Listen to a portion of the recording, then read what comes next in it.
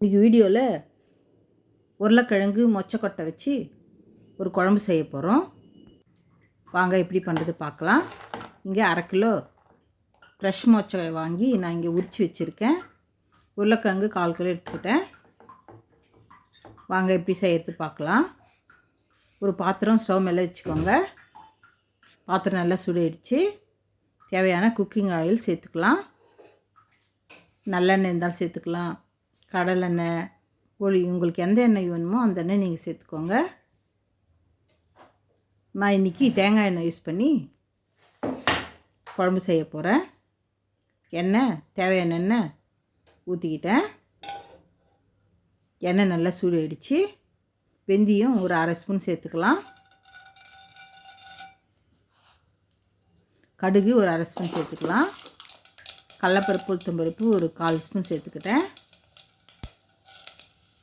சீரகம் ஒரு 1/4 ஸ்பூனு, சோம்பு ஒரு 1/4 ஸ்பூனு எல்லாம் சேர்த்து நல்லா பொன்னிறமாக பொரிச்சிக்கலாம். நல்லா பொன்னிறமாக பொரிஞ்சு வந்துடுச்சு. இந்த டைமில் பெரிய வெங்காயம் 3 வெங்காயம் கட் பண்ணி எடுத்துக்கிட்டேன். அதையும் இதில் சேர்த்துக்கலாம். இது நல்லா ஒரு 5 நிமிஷம் லோ ஃப்ளேமில் ஹை ஃப்ளேமில் வச்சு நல்லா வதக்கிக்கலாம். கறி லீஃப் சேர்த்துக்கலாம். இதுலேயே நல்லா ஒரு 5 நிமிஷம் நல்லா வதக்கிக்கலாம். இந்த குழம்பு ரொம்ப டேஸ்ட்டாக இருக்கும். இது கூடவே நீங்கள் கத்திரிக்காய் கூட சேர்த்துக்கலாம்.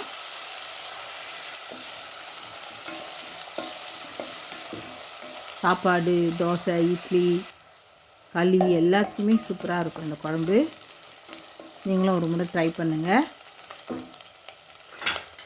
காஞ்சிதனம் வீடியோவை லைக் பண்ணுங்கள், ஷேர் பண்ணுங்கள், சப்ஸ்கிரைப் பண்ணுங்கள்.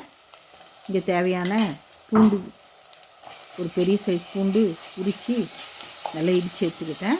அதையும் இதில் சேர்த்து 2 நிமிஷம் நல்லா வதக்கிக்கலாம்.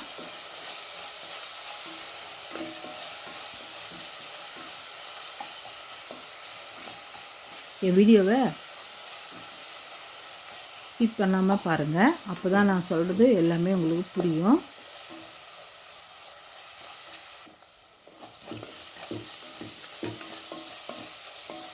நல்லா பூண்டு வதங்கி வருது.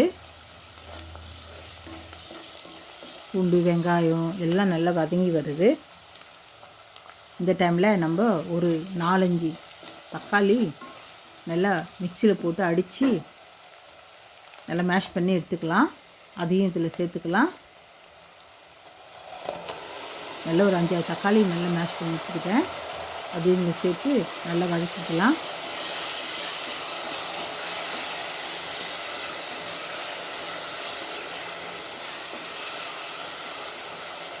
கூடவே கொத்தமல்லி கொஞ்சம் சேர்த்துக்கலாம்.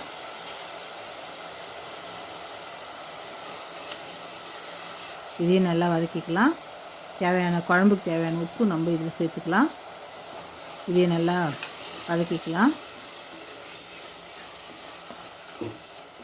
லோ ஃப்ளேமில் ஹை ஃப்ளேமில் வச்சு மாற்றி மாற்றி வதக்கிக்கோங்க. நல்லா ஒரு 10 நிமிஷம் பொறுமையாக நல்லா வதக்கிக்கோங்க. ஒரு மூடி போட்டு ஒரு 5 நிமிஷம் சிம்மில் வச்சு நல்லா கொதிக்க விடுவோம். அப்போ தான் நல்லா வதங்கி வரும். நல்லா வதங்கி வருது.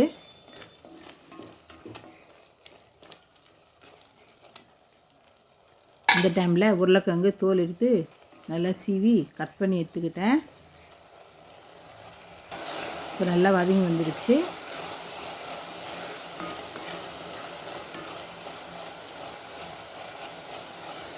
இந்த அளவுக்கு வதங்கி வந்தால் போதும்.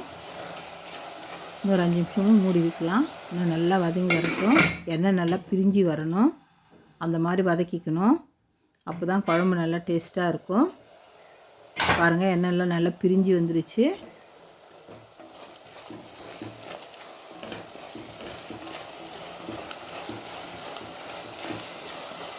இந்த டைமில் கட் பண்ணி வச்ச உருளைக்கிழங்கு இதில் சேர்த்துக்கலாம்.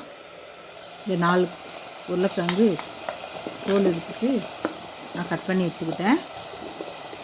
அதையும் இதில் சேர்த்து வதக்கிக்கலாம்.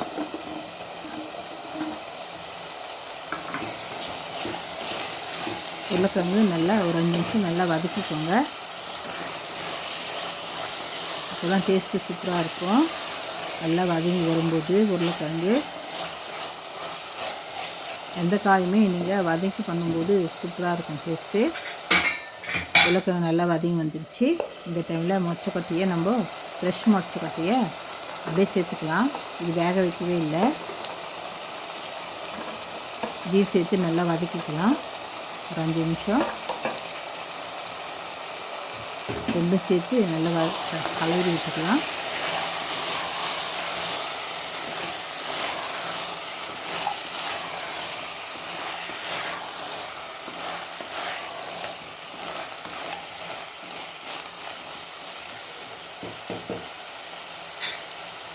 ஒரு 5 நிமிஷம் மூடி போட்டு ஓப்பன் பண்ணிக்கலாம். மூடி போட்டு ஓப்பன் பண்ணிக்கிட்டேன். இப்போ தேவையான குழம்பு தூள் சேர்த்துக்கலாம். நல்லா வதங்கி வந்துடுச்சு. ஆல்ரெடி உப்பு போட்டாச்சு. இந்த டைமில் மஞ்சள்தூள் சேர்த்துக்கலாம். 4 ஸ்பூன் மஞ்சள்தூள். குழம்பு தூளுங்க 3 ஸ்பூன் குழம்பு தூள் சேர்த்துக்கிட்டேன். 4 ஸ்பூன் மஞ்சள்தூள் சேர்த்துக்கிட்டேன். நான் இங்கே 1 மிளகாத்தூள் ஒரு அரை ஸ்பூன் சேர்த்துக்கிட்டேன். எல்லாமே சேர்த்து நல்லா கலரிக்கலாம். நான் ஆல்ரெடி 2 ஸ்பூன் மிளகாத்தூள் போட்டுட்டேன். இப்போ 1 ஸ்பூன் சேர்த்துக்கிட்டேன். மொத்தம் 3 ஸ்பூன் மிளகாத்தூள் வச்சு. இது குழம்பு மிளகாத்தூள். குழம்பு மிளகாத்தூள் 1 கிலோ மிளகா 1 கிலோ தனியா போட்டு மசாலாலாம் போட்டு அரைச்சது. அந்த வீடியோவும் ஒரு நாள் போடுறேன்,